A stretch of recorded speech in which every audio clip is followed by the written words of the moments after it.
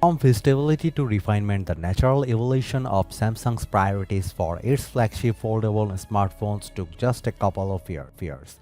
The Galaxy Z Fold 4 of 2022 focuses on much-needed camera upgrades and throws in some subtle physical polishing, all the while maintaining the core concept of the productivity-driven phone turns tablet form factor. Should you buy Samsung Galaxy Z Fold 4? Here's our verdict. We are past the point of considering foldable phones as just proof of concept hollow devices, while durability concerns remain with regular reports of bubbles forming under the display protector along the crease. Solid warranty coverage from Samsung has those reasonable fears taken care of.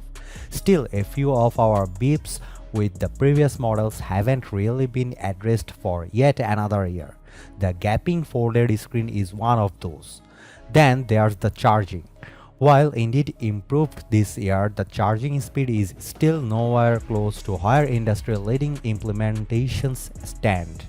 And lastly, the camera. Yes, the arguments stand that the Fold's priorities are elsewhere, but if Huawei can make a proper quad-cam Mate X2 with a big sensor primary, 10x zoom, and autofocusing ultra-wide, maybe so too can Samsung.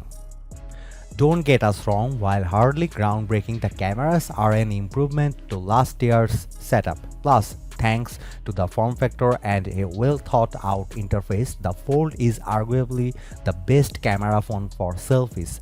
Perhaps that clashes a bit with stereotypical productivity-driven target audience, but we won't judge.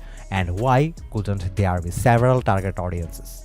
Mind you, those who are after productivity are unlikely to find a superior package than the Fold 4 in smartphone or smartphone-like form. That is, the combination of a new Android for large screens, Samsung's proprietary One UI add-ons, and the stylus support is simply unrivaled. The superiority of Samsung displays is manifested on the Galaxy Fold 4 too, with the internal display not only being flexible but also as bright as the company's conventional ones, and way brighter than other foldable panels.